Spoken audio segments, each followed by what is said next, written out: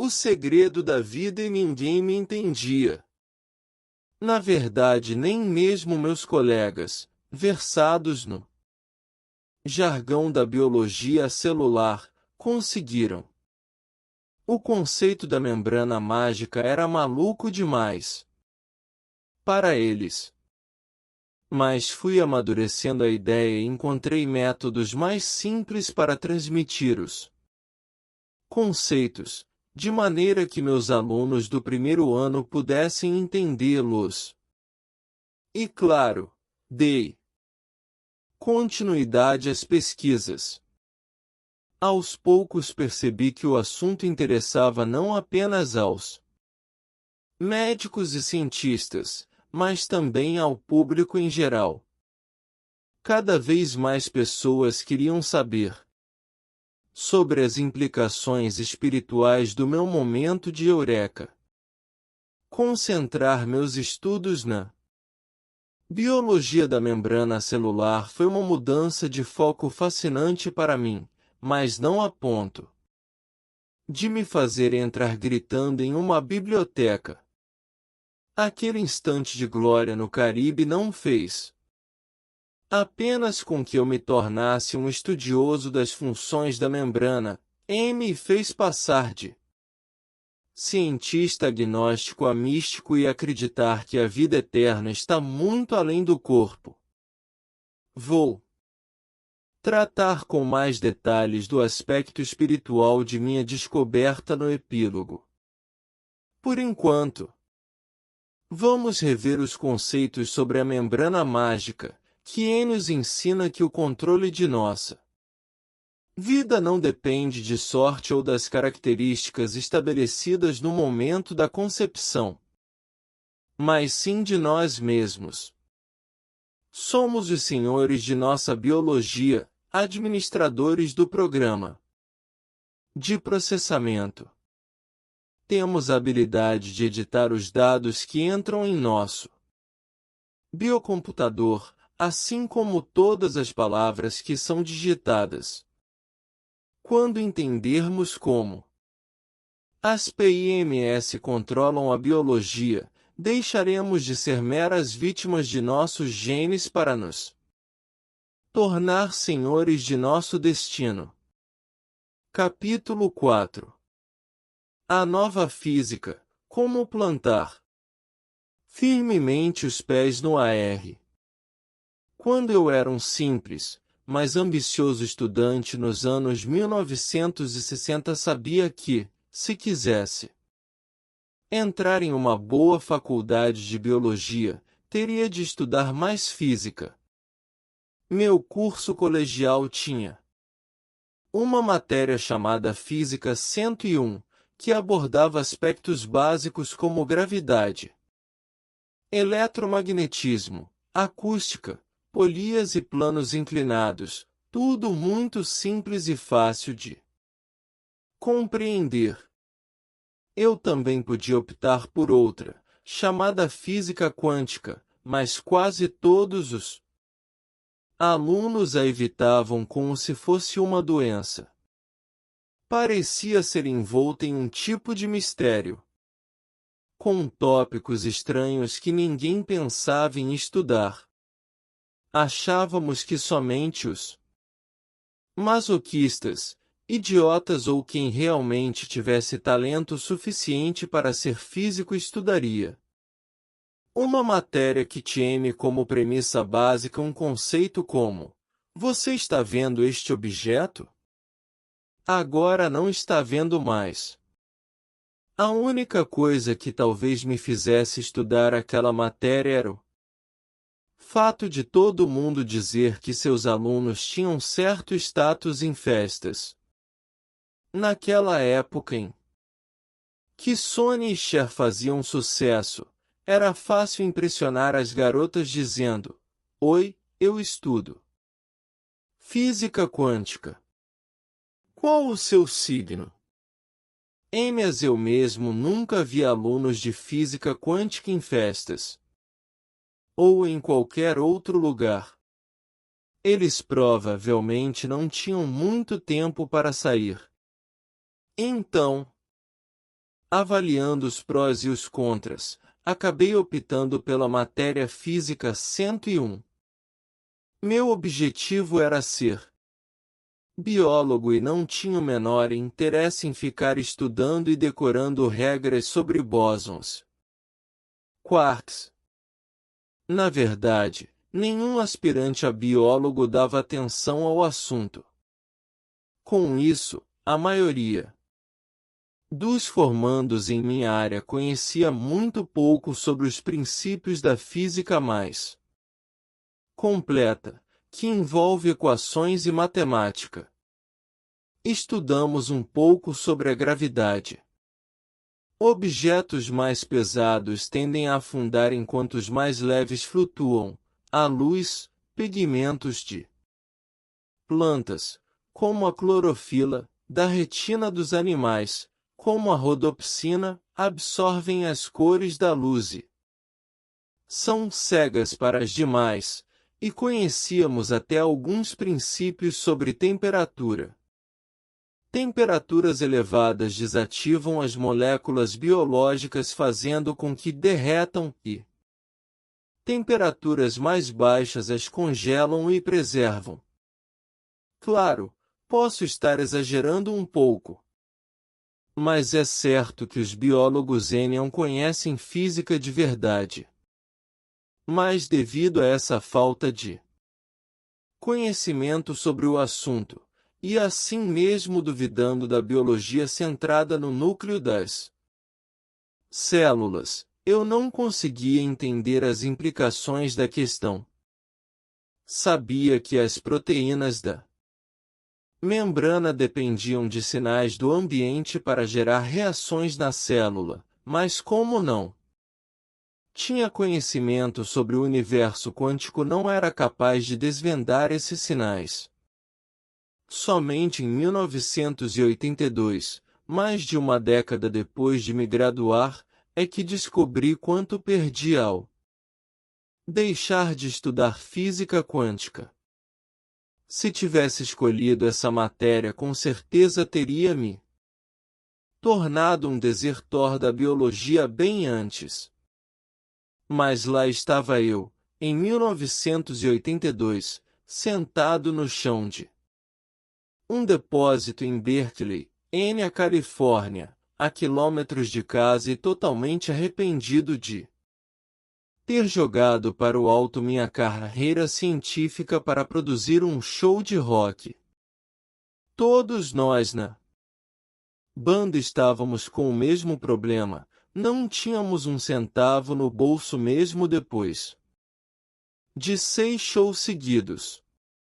Quando tentavam passar meu cartão de crédito nos leitores das lojas, a tela mostrava o desenho de um crânio com 2 grandes ossos cruzados atrás.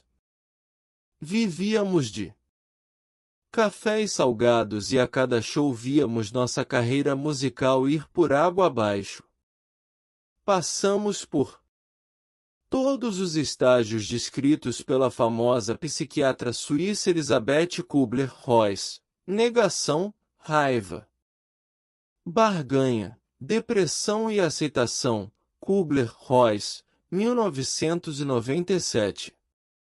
Em nosso momento mais profundo de aceitação, o silêncio daquele depósito escuro de concreto foi quebrado apenas pelo toque estridente de um telefone. Parecia um som muito distante, que nem chamava nossa atenção. A ligação não seria para nós, afinal, ninguém sabia que estávamos ali. Até que finalmente o gerente do depósito veio atender e o barulho irritante parou. Ouvíamos apenas a voz do gerente respondendo: sim, ele está. Saí então das profundezas de meu ser e do fundo do poço em que me encontrava para olhar na direção do telefone. Era o presidente do corpo diretivo da Escola de Medicina no Caribe, onde eu havia lecionado 2 anos antes. Estava Havia 2 dias me procurando e telefonando para todos os lugares pelos quais eu havia passado, de Wisconsin à Califórnia. Perguntou se eu estava interessado em me lecionar anatomia. Novamente. Se eu estava interessado? Já vi um cachorro recusar carne fresca? Quando eu começo, perguntei. Ontem, respondeu ele. Disse então que precisava de um adiantamento. Fizeram o depósito no mesmo dia e eu me despedi da banda. Peguei o primeiro avião para Madison. Fui apanhar algumas roupas, despedir-me de minhas filhas e de lá. Embarquei para os trópicos. Em menos de 24 horas estava no aeroporto de Zero Hare fazendo uma pequena conexão para o Jardim do Éden. Mas você deve estar se perguntando que o fracasso de minha carreira no mundo do rock and roll tem que ver com física quântica. Tudo. Bem, meu estilo de apresentação de conteúdo científico não é exatamente ortodoxo. Retomando de onde parei, agora em estilo mais linear de pensamento, descobri que os cientistas jamais conseguirão entender os mistérios do universo utilizando apenas o raciocínio linear. A voz interior. Enquanto esperava o avião, lembrei que teria 5 horas de viagem pela frente e nem sequer uma revista para ler. Como faltavam apenas alguns minutos para o embarque, corri até a livraria do aeroporto. Então, em meio ao desespero de ter que escolher um livro, correndo o risco de perder o avião, um exemplar de The Cosmic Code, Quantum Physics as The Language of Nature, o Código Cósmico, Física Quântica como Linguagem da Natureza, do físico Raiz R. Pagels, 1982, pulou em minhas mãos. Li rapidamente a contracapa e vi que se tratava de um livro de física quântica para leigos. Claro, o condicionamento e a fobia da época de colégio me fizeram colocá-lo imediatamente de volta à estante. Peguei um clássico da literatura e fui direto ao caixa. Mas, enquanto o rapaz passava o livro pelo leitor óptico, vi outro exemplar do O Código Cósmico na prateleira atrás dele. Então, enquanto abria a carteira e olhava o relógio para ver quantos minutos ainda tinha, consegui superar minha velha versão. A física quântica e pedi a ele para pegar o exemplar ali atrás também. Já no avião, recuperando-me da dose extra de adrenalina da corrida até a livraria, peguei uma revista de palavras cruzadas, resolvi algumas e só depois abri o livro de Pagels. Não consegui mais parar de ler. Mesmo tendo de voltar algumas páginas de vez em quando para ler várias vezes. Entender a teoria. Passei o voo todo, as 3 horas de espera pela conexão em Miami e as 5 horas do segundo voo, até minha ilha paradisíaca mergulhado no material. Antes de embarcar em Chicago, não fazia a menor ideia do que era física quântica nem de sua importância para a biologia. Quando o avião chegou ao Caribe, eu estava em estado de choque intelectual. Finalmente, entendi a relação entre as duas áreas da ciência e percebi o grande Erro dos biólogos ao subestimar as leis da física. Seguindo ultrapassados modelos newtonianos, deixamos de ampliar nossos horizontes e não percebemos que a física quântica é a base de todas as ciências. Presos ao mundo físico de Newton, ignoramos o mundo quântico e invisível de Einstein, no qual a matéria é constituída de energia e não há limite absoluto. Em nível atômico, nem se pode afirmar com certeza que a matéria existe, há apenas uma tendência de que isso possa acontecer. Todos os meus conceitos e certezas sobre a biologia e a física tinham e deu por terra. Hoje, quando penso em tudo isso, não entendo como eu e todos os biólogos nunca paramos para pensar que a física newtoniana, tão elegante e segura para nosso raciocínio hiperracional, não explica sequer os mecanismos do corpo humano em detalhe esse, quanto mais os do universo. A ciência avança a cada dia, mas ainda conhece muito pouco sobre os organismos.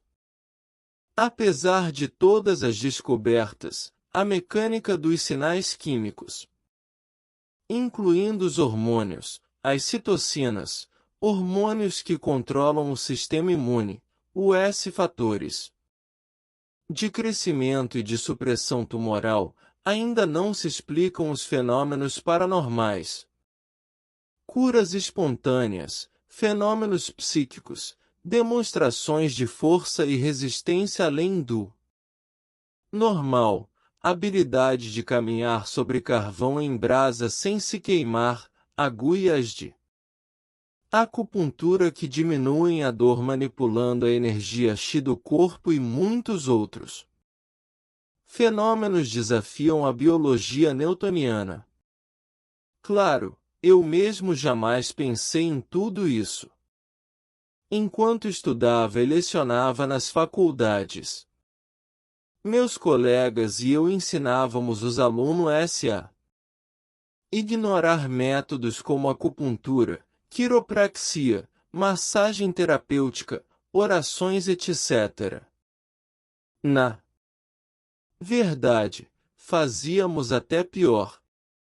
Chamávamos esses profissionais de charlatões porque estávamos cegamente vinculados à física newtoniana, mas essas modalidades de cura base iam-se na crença de que os campos de energia influenciam e controlam nossa fisiologia e nossa saúde. A ilusão da matéria.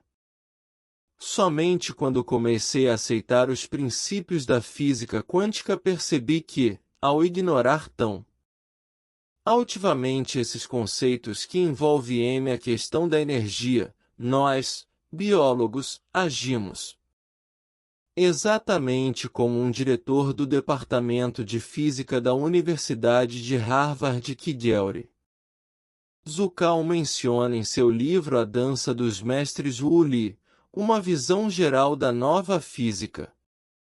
Ele disse a seus alunos em 1893 que não havia mais necessidade de existir doutores em física. Zuccal, 1979. Segundo ele, a ciência já havia estabelecido que o universo é uma máquina de matéria constituída de átomos físicos individuais que obedecem às leis da mecânica newtoniana. Agora só cabia aos físicos refinar seus métodos de medição. Mas, 3 anos depois, o conceito de que o átomo era a menor partícula no universo caiu por terra com a descoberta de que ele é constituído de elementos ainda menores, os chamados partículas subatômicas.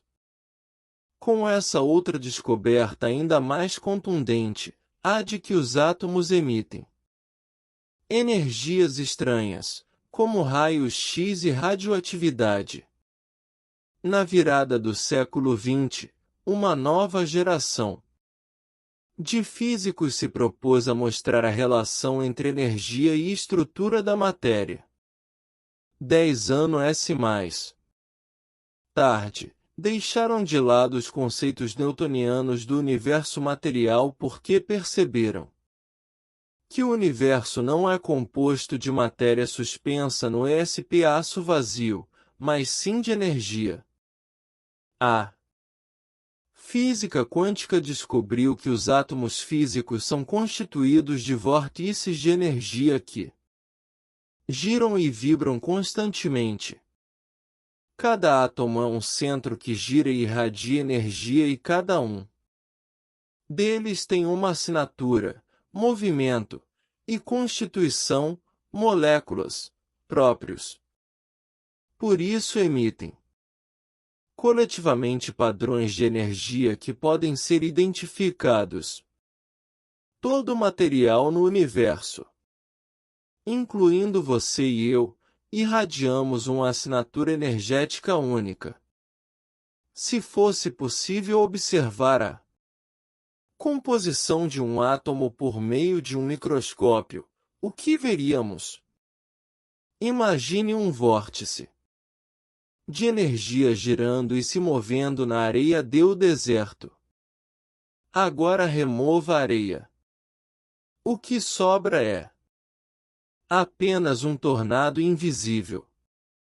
Um átomo nada mais é que um conjunto desses vórtices microscópicos. Se observado de longe, parece uma esfera embaçada. À medida que aproximamos o foco, a imagem se torna cada vez mais indefinida até desaparecer totalmente. Na prática, o átomo é invisível. Quando se observa sua estrutura, o que se vê é apenas vácuo. Não há matéria física. Surpreso? Lembra-se daqueles modelos de átomos que estudávamos na escola, com bolinhas de gude e rolimãs representando o sistema solar? Vamos compará-los com a estrutura física do átomo descoberta pela física quântica. Não se trata de um erro de impressão. Os átomos são feitos de energia invisível, e não de matéria palpável. Em nosso mundo, a substância, matéria, surge do nada. Parece estranho, não? Afinal, você está segurando um livro bem sólido nas mãos. Mas se colocá-lo sob a lente de um microscópio atômico, verá que não está segurando coisa alguma. Se pensarmos bem, os alunos de biologia não estão errados ao achar que o universo quântico é estranho. Átomo newtoniano, átomo quântico. Vejamos como funciona esta questão de existe, não existe da física quântica. A matéria pode ser definida tanto como um conjunto de partículas sólidas quanto como um campo, onda, de força não material. Quando os cientistas estudam as propriedades físicas dos átomos, como massa e peso, referem-se a eles como matéria física. No entanto, quando os mesmos átomos são descritos em termos de potencial de voltagem e extensões de onda, são chamados de propriedades da energia, ondas. Ackermüller et al., 2003, Chapman et al., 1995, Poole, 1995. O fato de que energia e matéria são a mesma coisa é o que Einstein concluiu ao dizer que I igual mc sobrescrito 2. Ou seja, energia, E, igual matéria, m, massa, multiplicada pela velocidade da luz, c ao quadrado. Einstein revelou que não vivemos em um universo de objetos físicos separados por espaço vazio. O universo é um ser completo, dinâmico e indivisível no qual energia e matéria estão tão intimamente ligadas que não se pode considerá-las elementos independentes. Não são efeitos colaterais. São efeitos. A descoberta de que mecanismos tão diferentes controlam a estrutura e o comportamento da matéria poderia ajudar a biomedicina a conhecer melhor a saúde e as doenças. No entanto, médicos, biólogos e alunos continuam a ser treinados a ver o corpo simplesmente como uma máquina física que opera dentro dos princípios newtonianos. Na ânsia de descobrir os mecanismos que controlam o corpo, os pesquisadores focaram sua atenção em uma série de sinais físicos classificados em famílias químicas, incluindo alguns hormônios como a citocina, os fatores de crescimento, os supressores tumorais, mensageiros e íons. Como, porém, ainda seguem a linha newtoniana, acabaram ignorando a importância da energia quando se trata de saúde das doenças. Além disso, a maioria dos biólogos é reducionista, ou seja, acredita que os mecanismos de nosso corpo físico podem ser mais bem compreendidos extraindo células, estudando seus elementos químicos.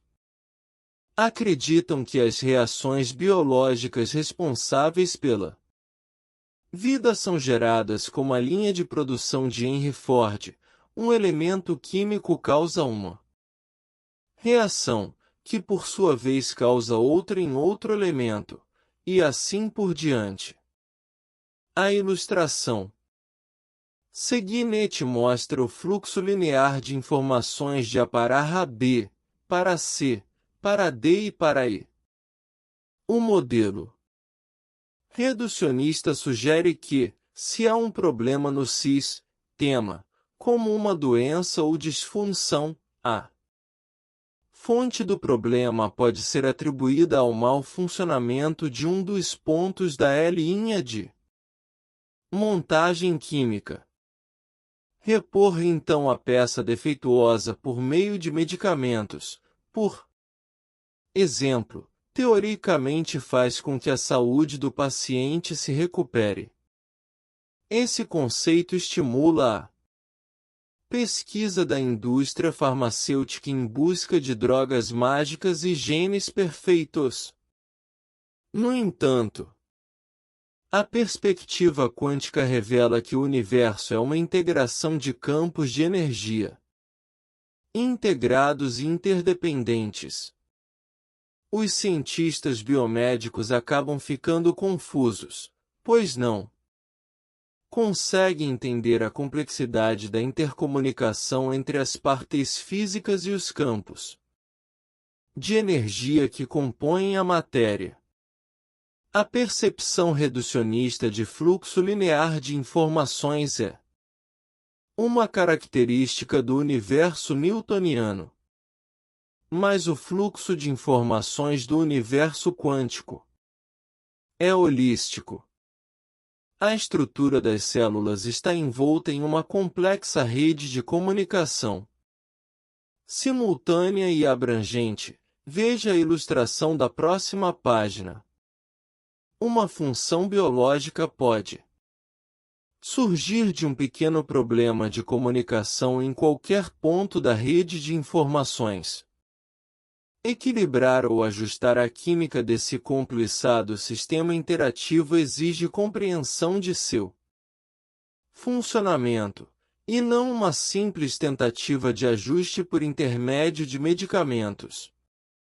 Mudar a concentração de C por exemplo, não irá influenciar apenas dentro da rede holística. Uma variação na concentração de C pode influenciar profundamente o comportamento e as funções de A, B, E e também D. Fluxo de informação. ABCDE. Newtoniano, linear, quântico, holístico. Quando descobri essa interação entre matéria e energia, percebi que o método reducionista linear, A maior que B maior que C maior que D maior que E, jamais conseguirá abranger ou nem sequer explicar a origem das doenças. O primeiro passo da física quântica foi demonstrar a existência dessas redes de comunicação. Pesquisas mais recentes, que envolvem o mapeamento das interações entre as proteínas das células, comprovam a presença de uma ligação holística entre elas. Li et al., 2001, Giota et al., 2003, Jansen et al., 2003. A ilustração seguinte mostra a comunicação entre algumas das proteínas de uma mosca das frutas.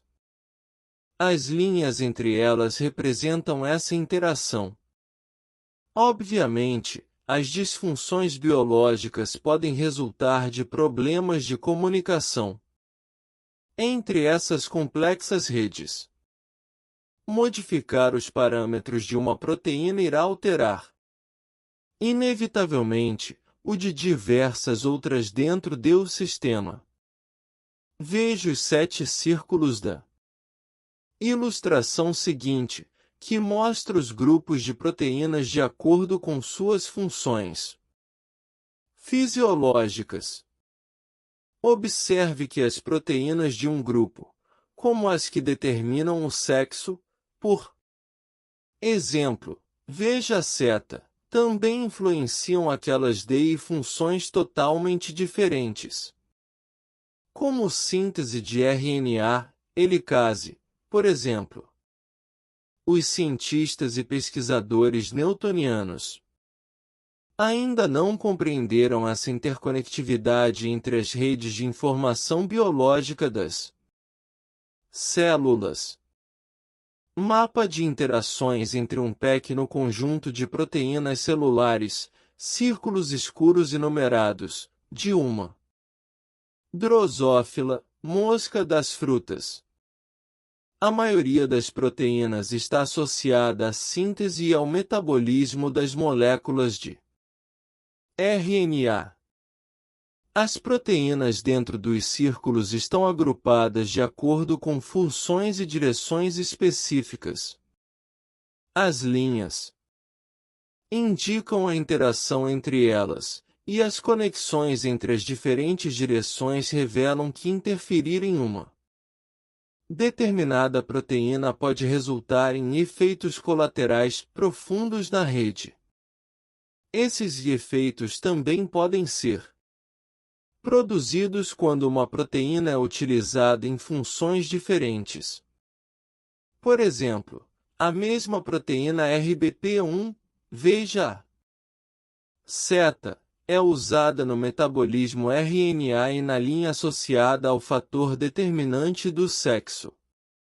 Material utilizado com permissão da Science 3022.1727, 1736. Ceoperig, 2003 AAS. O mapeamento dos canais dessas redes de informação mostra o perigo dos medicamentos farmacêuticos. Por isso suas bulas apresentam uma grande lista de efeitos colaterais, que vão de uma simples irritação até a morte. Quando essas drogas são introduzidas no organismo para corrigir a disfunção de uma proteína, acabam interagindo com muitas delas. Para tornar tudo ainda mais complicado, Os sistemas biológicos têm funções múltiplas. Os mesmos sinais ou moléculas de proteína podem ser usados simultaneamente em diferentes órgãos e tecidos, resultando em funções comportamentais as mais diversas. Por exemplo, um medicamento indicado para corrigir uma disfunção em um fluxo de comunicação do coração cai na corrente sanguínea e se espalha pelo corpo todo. Com isso pode acabar interferindo em funções do sistema nervoso caso o cérebro utilize componentes desse mesmo fluxo de comunicação. Mas, se por um lado, essa multiplicidade de tarefas torna mais complicada a ação dos medicamentos, por outro, ela é o resultado da evolução. Organismos multicelulares podem sobreviver com muito menos genes do que os cientistas imaginavam, pois os mesmos produtos genéticos, proteínas, são utilizados em diferentes funções. É mais ou menos o que fazemos ao utilizar as 26 letras do alfabeto para construir qualquer palavra em nossa língua 3. Em minha pesquisa sobre as células dos vasos sanguíneos, descobri logo no início os limites impostos por essas ligações de funções múltiplas. A histamina é um componente químico importante para o corpo, pois estimula a reação das células ao estresse. Quando está presente no sangue que alimenta os braços e pernas, os sinais de estresse fazem com que os poros das paredes dos vasos sanguíneos se abram. A abertura desses buracos é o primeiro passo para uma reação inflamatória. No entanto, se a histamina for aplicada nos vasos cerebrais, o mesmo sinal aumentará o fluxo de nutrição dos neurônios, aumentando seu crescimento e melhorando suas funções específicas. Em momentos de estresse, o aumento de nutrição sinalizado pela histamina permite ao cérebro aumentar sua atividade e lidar melhor com a situação de emergência. Esse é um exemplo de como o mesmo sinal de histamina pode resultar em efeitos opostos, dependendo do local onde o sinal é liberado. Lipton et al., 1991. Uma das características mais engenhosas do sofisticado sistema de sinalização do corpo é seu nível de especificidade. Se alguém tem uma brotoeja no braço, por exemplo, a coceira irritante que sente é o resultado da liberação de histamina, a molécula sinalizadora que ativa a resposta inflamatória ao alergênico da brotoeja. Mas como não há necessidade de fazer o corpo inteiro coçar, a histamina somente é liberada no local da brotoeja. E o mesmo ocorre com alguém que passe por uma situação estressante. A liberação de histamina dentro do cérebro faz com que haja um aumento do fluxo sanguíneo no tecido nervoso, acelerando o processamento neurológico necessário à sobrevivência. Mas essa liberação de histamina no cérebro para lidar com situações de estresse é controlada e não chega a causar uma resposta inflamatória em outras partes do corpo. Assim, a histamina é utilizada apenas onde e quando é necessária.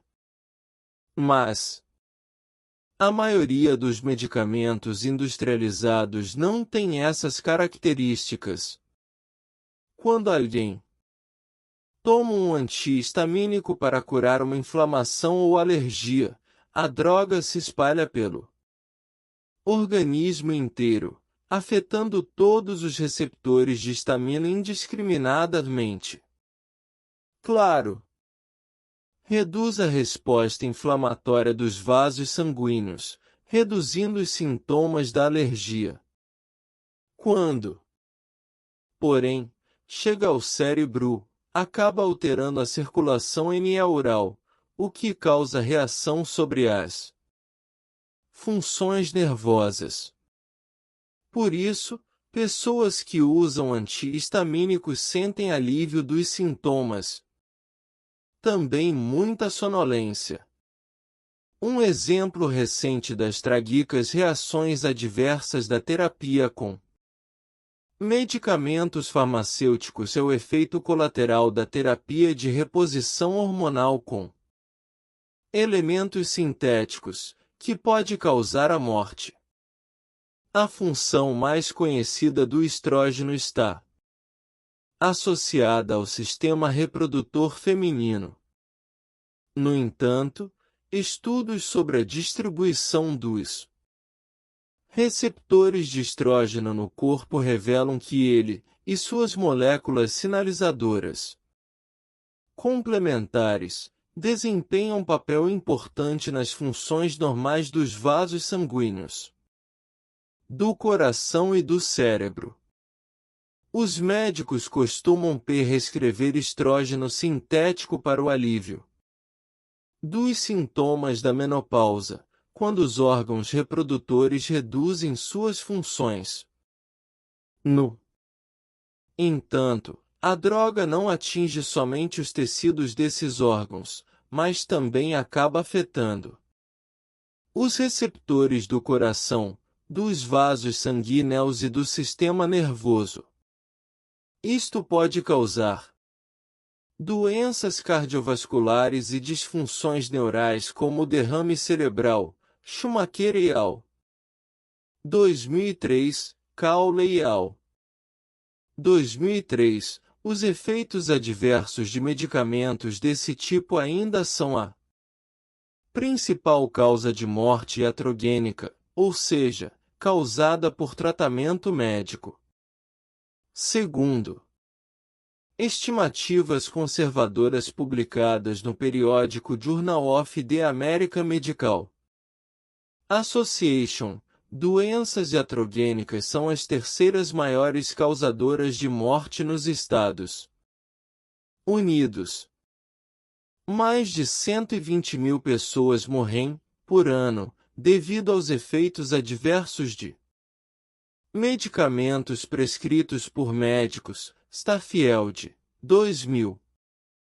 No entanto, um estudo realizado recentemente mostra resultados ainda mais impressionantes. No et al. 2003, indica que as doenças iatrogênicas são a causa principal de mortes no país.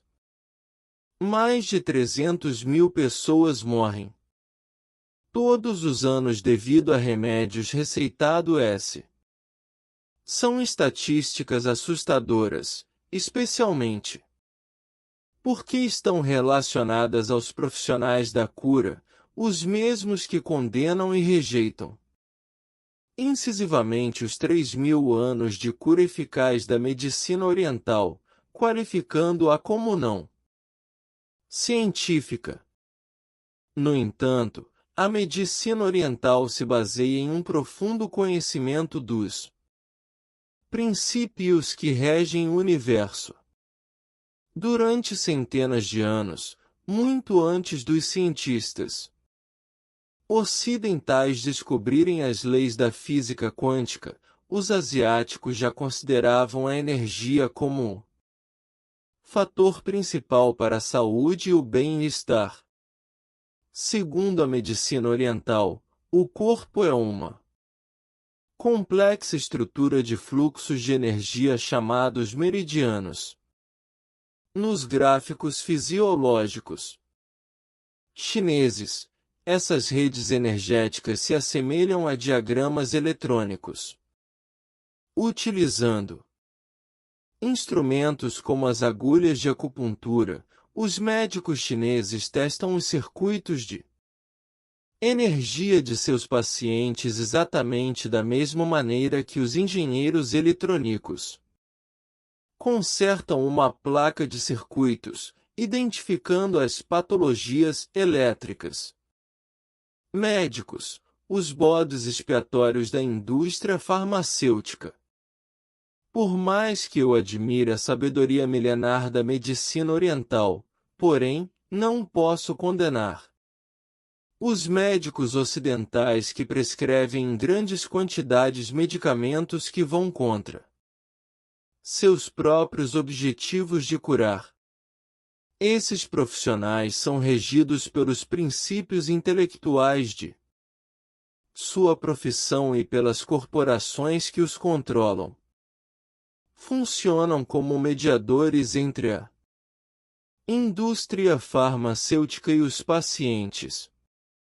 Suas habilidades de cura têm como base uma educação arcaica newtoniana, que os ensina que o universo é constituído apenas de matéria física. Infelizmente, essa teoria foi desbancada 75 anos atrás, quando os físicos adotaram oficialmente a mecânica quântica e reconheceram que o universo é constituído de energia. Mas em seus cursos de graduação, pós-graduação e doutorados médicos continuam recebendo informações e instruções sobre os produtos farmacêuticos por intermédio do S. representantes da indústria farmacêutica. A função desses profissionais é vender seus produtos e atualizar os médicos sobre a eficácia das novas drogas. Os cursos que recebem gratuitamente em suas empresas têm como objetivo persuadir os profissionais da área médica a empurrar os medicamentos. E é evidente que as quantidades desses produtos prescritos pelos médicos violam o juramento feito por eles mesmos de jamais prejudicar um paciente. Fomos programados pelas corporações farmacêuticas a nos tornar uma nação de viciados em drogas prescritas, e os resultados são muitas vezes trágicos. É preciso parar, repensar nossos conceitos e incorporar as descobertas da física quântica à biomedicina para criar um sistema novo e mais saudável de cura que esteja de acordo com as leis da natureza. Física e medicina, quanto antes melhor. Alguns ramos da ciência já incorporaram a física quântica, com excelentes resultados. Um dos primeiros sinais de que a humanidade estava despertando para a realidade do universo quântico ocorreu em 6 de agosto de 1945. A destruição causada pela bomba atômica em Hiroshima mostrou o poder da teoria quântica e abriu as portas da era atômica. Mas, pelo lado construtivo, a física quântica permitiu que se tornassem realidade alguns milagres eletrônicos que nos levaram à era da informação. As aplicações da mecânica quântica foram diretamente responsáveis pelo desenvolvimento dos televisores, dos computadores, da tomografia computadorizada, do laser, dos foguetes espaciais e do telefone celular. Mas o que a revolução quântica trouxe às ciências biomédicas em termos de avanços? Vamos listá-las em ordem de importância. Devo lembrar que é uma lista bem pequena. Embora eu enfatize a necessidade de aplicarmos os princípios da mecânica quântica à biociência, isso não quer dizer que a medicina deva simplesmente ignorar os princípios de Isaac Newton. As novas leis quânticas não contradizem ou refutam os princípios da física clássica. Os planetas ainda seguem as rotas descritas pela matemática de N. Elton. A diferença entre as duas concepções da física é que a mecânica quântica se aplica mais especificamente às esferas molecular e atômica, enquanto as leis newtonianas exploram níveis mais altos de organização, como sistemas orgânicos, indivíduos e populações. O surgimento de uma doença como o câncer, por exemplo, pode se manifestar em nível macro quando se pode ver e sentir um tumor. No entanto, o processo que deu início a esse câncer se iniciou em nível molecular dentro das células progenitoras. Na verdade, a maioria das disfunções biológicas, com exceção de ferimentos e trauma físico, começa em nível celular, nas moléculas e íons. Daí a necessidade de a biologia integrar os princípios newtonianos e os quânticos. Por sorte, alguns biólogos revolucionários já defendem essa união. Há 40 anos, o renomado fisiologista Albert Sensing Georgi, ganhador do Prêmio Nobel, publicou um livro chamado Introduction to a Submolecular Biology, Sensing Georgi, 1960, Introdução à Biologia Submolecular. O material demonstra ver um esforço digno e nobre de educar a comunidade científica sobre a importância da física quântica nos sistemas biológicos. Mas, infelizmente, seus colegas consideraram o livro como um conjunto de fantasias de um homem senil e lamentaram a perda de um colega tão brilhante. A maioria dos biólogos ainda não reconheceu a importância do material de Georgi. Mas as pesquisas sugerem que cedo ou tarde eles terão de aceitá-lo diante das evidências que surgem a todo momento, desbancando os antigos paradigmas materialistas. Lembra-se de que mencionei que os movimentos das proteínas são a base da vida? Os cientistas tentaram prever esses movimentos usando os princípios da física newtoniana, mas não obtiveram sucesso. Você já deve imaginar o motivo. Em 2000, um artigo de V. Pofristic e L. Goodman publicado no periódico Nature revelou que as leis da física quântica, e não as de Newton, controlam os movimentos moleculares que geram a vida. Pofristic e Goodman, 2001. Complementando esse estudo publicado no Nature, o biofísico F. Vennold concluiu: quando os livros de química servirão para ajudar ao invés de se colocarem somente como barreiras para a perspectiva da mecânica quântica sobre o funcionamento das moléculas. Quais são as forças que fazem com que as moléculas se movimentem e adotem formatos tão complexos? Não. Procure as respostas em um livro de química orgânica, Vennold, 2001. A química orgânica oferece base mecânica para a biomedicina, mas, como observa Vennold, esse ramo da ciência está tão defasado que seus livros sequer mencionam a mecânica quântica. Os pesquisadores da medicina convencional não compreendem os mecanismos moleculares que são a base da vida. Centenas de estudos científicos realizados nos últimos 50 anos revelam que Forças invisíveis do espectro eletromagnético têm grande impacto sobre o funcionamento da biologia. Essas energias englobam as microondas, as frequências de rádio, as cores visíveis, as baixas frequências, as frequências acústicas e até mesmo uma nova forma de força chamada energia escalar.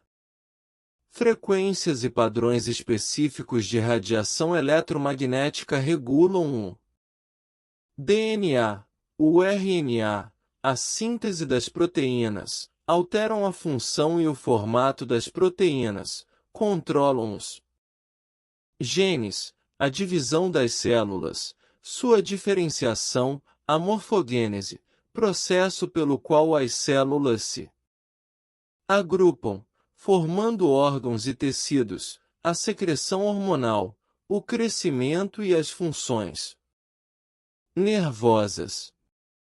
Cada uma dessas atividades celulares tem um comportamento específico que contribui para o desenvolvimento da vida. Embora esses estudos tenham sido publicados em alguns dos periódicos biomédicos mais respeitados, suas descobertas revolucionárias ainda não foram incorporadas ao currículo das escolas de medicina. Lyubov, 2004, Goodman e Blank, 2002, Civitz, 2000, Jin et al., 2000, Blackman et al., 1993, Rosen, 1992, Blank, 1992, Tson, 1989, e Patton et al., 1988. Um importante estudo realizado há 40 anos pelo biofísico da Universidade de Oxford C. WFMC Clary calcula e compara a eficiência da transferência de informações entre sinais de energia e sinais químicos nos sistemas biológicos. Sua pesquisa, chamada Repercussão na Bioenergética, publicada em Annals of the New York Academy of Science, revela que os mecanismos de sinalização energética como as frequências eletromagnéticas são centenas de vezes mais eficazes na transmissão de informações ambientais que os sinais físicos como hormônios, neurotransmissores, fatores de crescimento, etc. M.C. Clary, 1974. Mas não é de se surpreender que os sinais de energia sejam mais eficientes. Nas moléculas físicas, a informação a ser transportada é ligada diretamente à energia disponível de uma molécula. No entanto, a reação química empregada para transferir essa informação é acompanhada de uma grande perda de energia devido ao calor gerado pelo rompimento das ligações químicas. Como a ligação termoquímica desperdiça a maior parte da energia da molécula, a pequena quantidade que permanece limita o montante de informação que pode ser transferida como sinal. Sabemos que os organismos vivos precisam receber e interpretar os sinais do ambiente para se manter vivos. Na verdade, a sobrevivência está diretamente vinculada à velocidade e à eficiência da transferência de sinais. A velocidade dos sinais de energia eletromagnética é de cerca de 300 km por segundo, enquanto a velocidade dos elementos químicos difusíveis é menor que 1 cm por segundo. Os sinais de energia são 100 vezes mais eficientes e infinitamente mais rápidos que os sinais químicos físicos. Que tipo de sinal você acha que seu corpo, uma comunidade de trilhões de células, prefere? Faça os cálculos. A indústria farmacêutica. Acredito que a principal razão para as pesquisas sobre a energia serem tão ignoradas é monetária. A indústria farmacêutica de trilhões de dólares só investe em pesquisas de fórmulas mágicas na forma de produtos químicos pior que comprimidos significam dinheiro.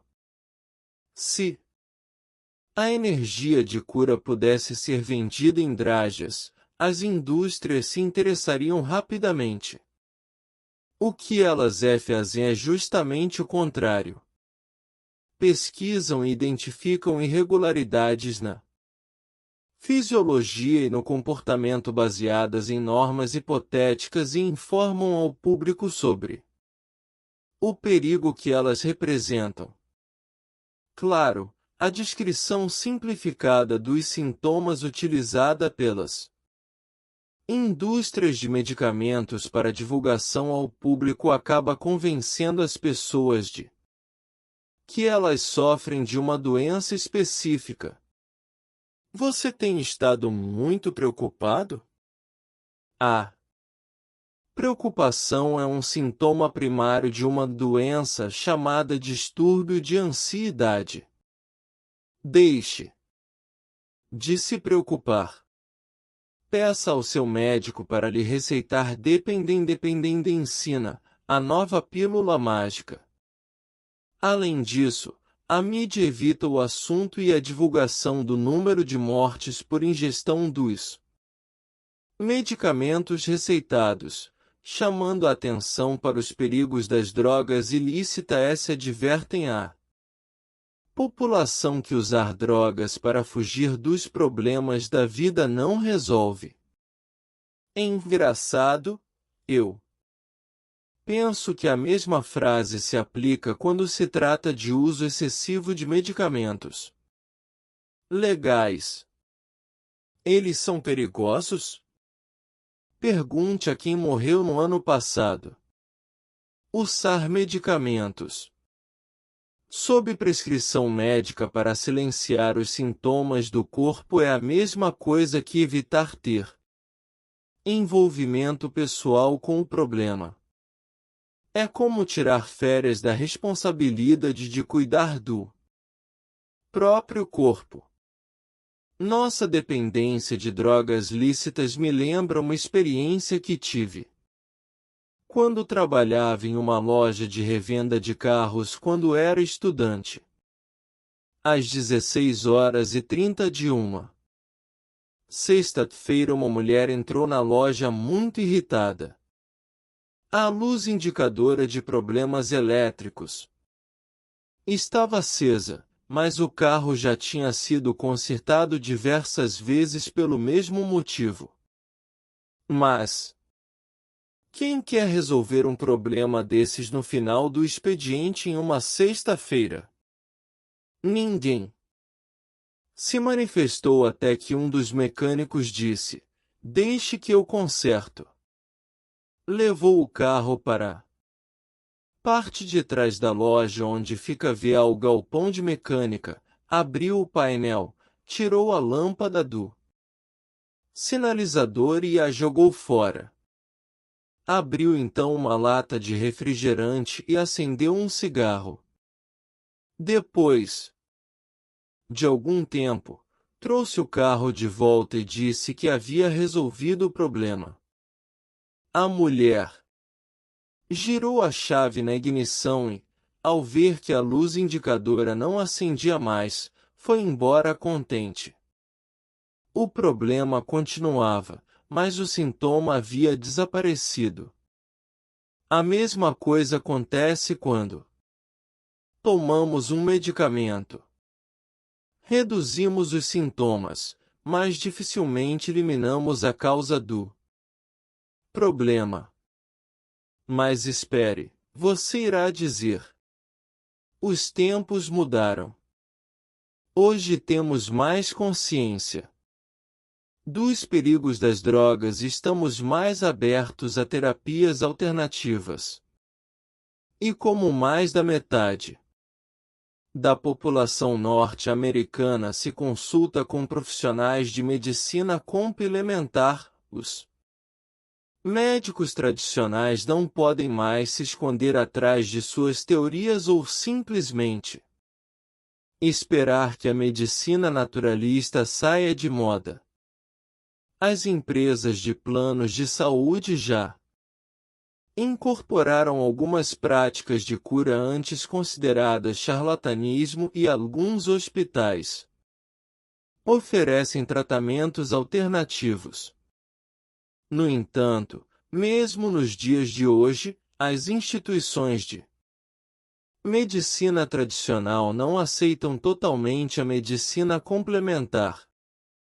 Os hospitais que abrem exceções fazem isso somente por pressão do público e para acalmar os ativistas e os consumidores que gastam centenas de dólares com essas práticas ainda consideradas não ortodoxas. Não há investimento real no estudo da medicina energética. O problema é que, sem fundos para pesquisas, ela ainda pode continuar a ser classificada como não científica. Durante muito tempo, vibrações positivas, negativas e a linguagem da energia. Embora a medicina convencional ainda não tenha se dado conta do papel da energia em termos de informação sobre os sistemas biológicos, já começa a investir em tecnologias de varredura ou mapeamento não invasivos capazes de identificá-la. Cientistas da área quântica desenvolveram equipamentos que leem e analisam as frequências emitidas por determinados elementos químicos, permitindo identificar a composição de materiais e objetos e adaptaram estes aparelhos para que pudessem ler o espectro de energia emitido pelos tecidos e órgãos do corpo. Como os campos de energia viajam com facilidade pelo organismo, as novas tecnologias como CATs, MRIs e tomografias de emissão de pósitrons, PET, podem detectar doenças de maneira não invasiva. Os médicos podem diagnosticar problemas internos analisando as imagens dos tecidos mapeados. Mamograma. Observe que a ilustração acima não é apenas a foto de uma mama, e sim uma imagem eletrônica que mostra a energia irradiada pelas células e tecidos do corpo. As diferenças no espectro da energia permitem aos radiologistas identificar tecidos não saudáveis. Veja o ponto preto no centro. A imagem mapeada na ilustração anterior revela a presença de câncer de mama. O tecido lesado emite um tipo específico de assinatura energética diferente das células saudáveis ao seu redor. Essas identidades de energia que passam pelo nosso corpo viajam pelo espaço na forma de ondas invisíveis semelhantes a ondas em um lago. Se jogamos uma pedrinha dentro dele, sua energia, gerada pela força da gravidade contra a massa da superfície, é transmitida para a água. As ondas geradas pela pedra são, na verdade, ondas de energia passando pela água. Se jogarmos várias pedras ao mesmo tempo, as ondas de energia geradas podem interferir umas com as outras, formando diversos pontos de convergência. Esta interferência pode ser construtiva, amplificando a energia, ou destrutiva, diminuindo sua intensidade. Jogar duas pedras do mesmo tamanho e à mesma distância faz com que suas ondas se coordenem e acabem convergindo uma para a outra. Quando as ondas se sobrepõem, a força combinada de sua interação é duplicada, um fenômeno chamado interferência construtiva ou ressonância harmônica. Mas quando as pedras são jogadas de maneira não simultânea, suas ondas de energia não se sincronizam, pois enquanto uma está subindo, a outra está descendo. Então, ao se encontrarem, acabam anulando uma a outra. Em vez de duplicar a energia no ponto de encontro, a água permanece parada, sem ondas de energia. Esse fenômeno em que as energias são canceladas é chamado interferência destrutiva. Onda a onda B. Interferência construtiva. No número 1 acima, dois conjuntos de ondas se movem sobre a superfície da água, uma em direção à outra e em fase. Neste caso, as duas apresentam amplitude negativa dominante e os padrões de seus ciclos estão alinhados. As ondas se integram na interface no momento em que tocam. Para ilustrar as consequências desta união, desenhei uma sobre a outra, como mostra a ilustração 2. O lugar em que a amplitude de A é mais 7, a amplitude de B também é mais 7. Se colocamos as duas juntas, a amplitude resultante da onda C1 posta naquele ponto será mais 2. Da mesma maneira, onde A é menos 1, B também será, e a amplitude resultante será menos 2. O resultado da onda composta de amplitude mais alta é mostrada na ilustração 3.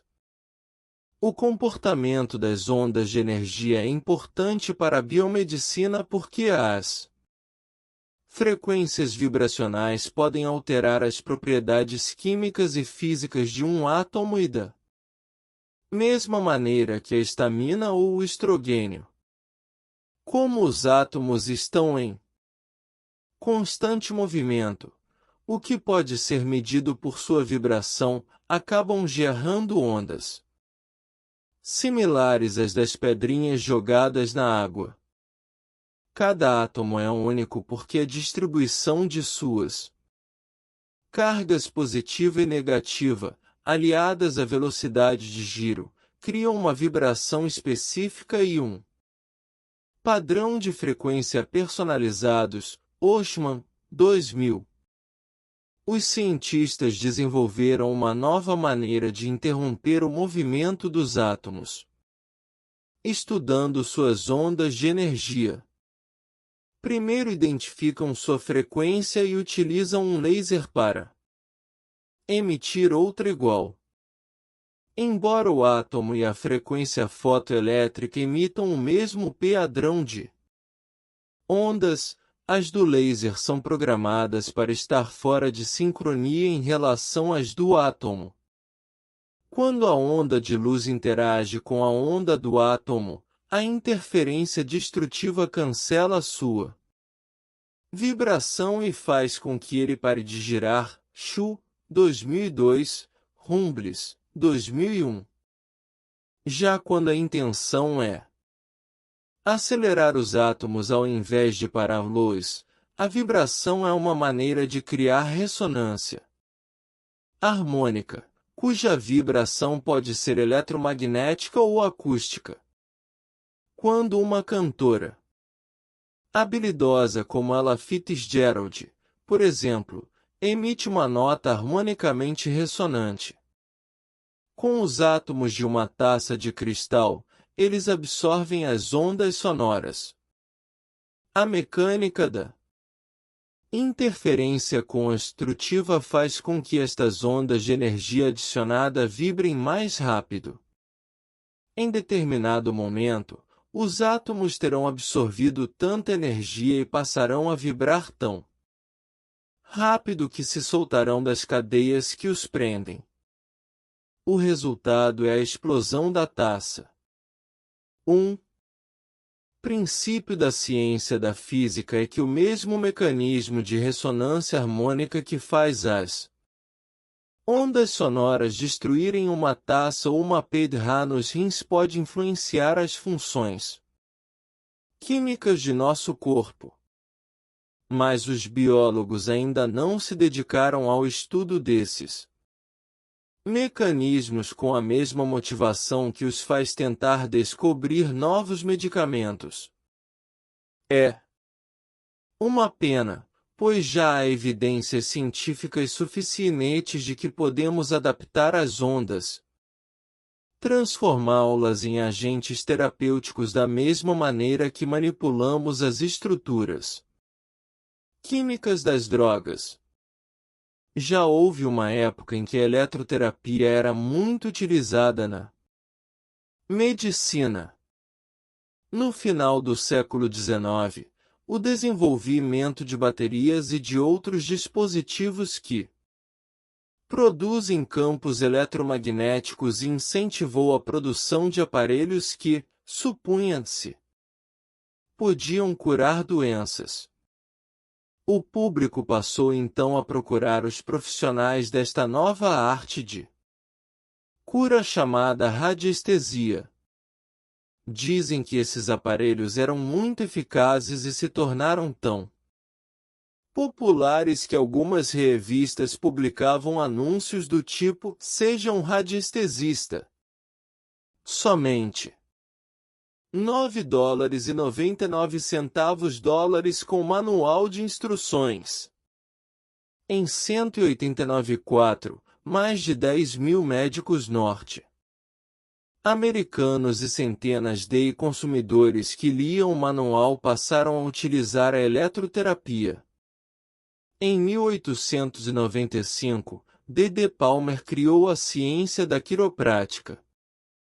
Palmer afirmava que o fluxo de energia por meio do sistema nervoso é muito importante para a saúde. O foco de suas pesquisas era a mecânica da coluna vertebral, o condutor dos nervos espinais que levam as informações ao corpo. Desenvolveu técnicas para acessar e regular o fluxo de informações diminuindo as tensões e pressões exercidas sobre a coluna vertebral. No entanto, a classe médica começou a se sentir ameaçada por práticas como a quiroprática, a homeopatia e a radiestesia, que reduziam o número de pacientes em seus consultórios. A Fundação Carnegie publicou em 1910 o relatório Fleckner, exigindo que todas as práticas médicas tivessem base científica comprovada. Como os físicos ainda não haviam descoberto o universo quântico, a medicina energética não tinha como ser formalmente analisada. Então, por pressão da Associação Médica Norte-Americana, American Medical Association, a quiroprática e as demais práticas baseadas em energia foram consideradas ilegais e duvidosas. Os radiestesistas simplesmente desapareceram do mercado. Nos últimos 40 anos, a quiroprática tem feito grandes progressos em termos de cura. Em 1990, os quiropráticos venceram uma batalha contra o monopólio médico quando a Associação Médica Norte-Americana foi acusada de ações ilegais para destruir sua profissão. Desde então, a quiroprática tem ampliado sua rede de influência e passou até mesmo a ser aceita em alguns hospitais. Embora a eletroterapia seja hoje Considerada como uma prática do passado, muitos neurocientistas têm desenvolvido pesquisas muito interessantes sobre as terapias de energia vibracional. Já se sabe há muito tempo que o cérebro é um órgão elétrico. A terapia de choque tem sido utilizada ao longo da história em tratamentos contra a depressão. Mas hoje os cientistas utilizam técnicas menos invasivas para tratar o cérebro. Um artigo recente publicado na Science menciona os efeitos benéficos da estimulação magnética transcranial, TMS, Transcranial Magnetic Stimulation, que estimula o cérebro por intermédio de campos magnéticos. Helmut, 2001, Allele, 2000. A TMS é uma versão atualizada das técnicas de radiestesia praticadas no século XIX, denunciadas pela medicina convencional. Estudos recentes mostram que a TMS pode ser uma poderosa ferramenta terapêutica.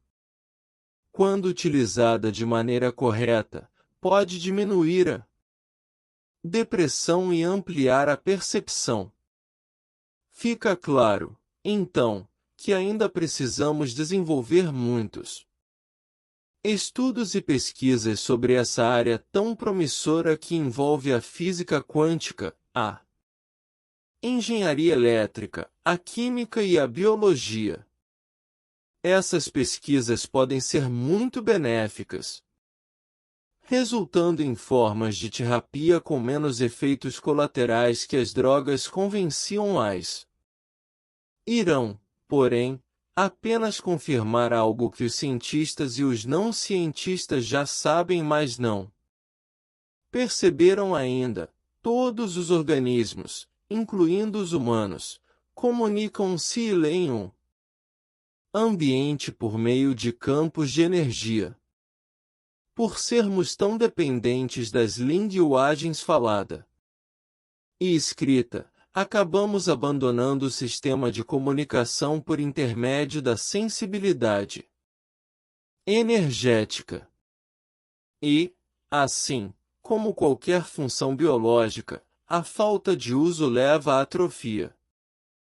O mais interessante é que os aborígenes ainda utilizam essa capacidade extrasensorial em sua rotina diária. Seus sentidos não foram atrofiados.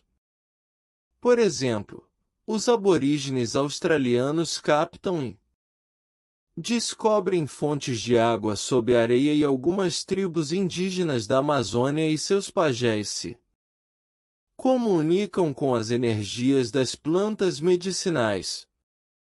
Você mesmo já deve ter sentido a ação desse mecanismo. Nunca lhe aconteceu de estar andando por uma rua escura à noite e de repente se sentir fraco, sem energia? Por que isso aconteceu? Interferência destrutiva, a mesma das pedras jogadas na água não simultaneamente ou, segundo a crença popular, vibrações negativas. Lembra-se daquele dia em que conheceu alguém tão especial que se sentiu energizado? Interferência construtiva ou, simplesmente, boas vibrações. Quando deixei de acreditar que somos matéria inerte, percebi que a área da ciência em que escolhi trabalhar estava defasada, e também notei que tinha de tomar atitudes construtivas em minha própria vida. Precisava de um estímulo físico quântico, em vez de criar energias harmônicas.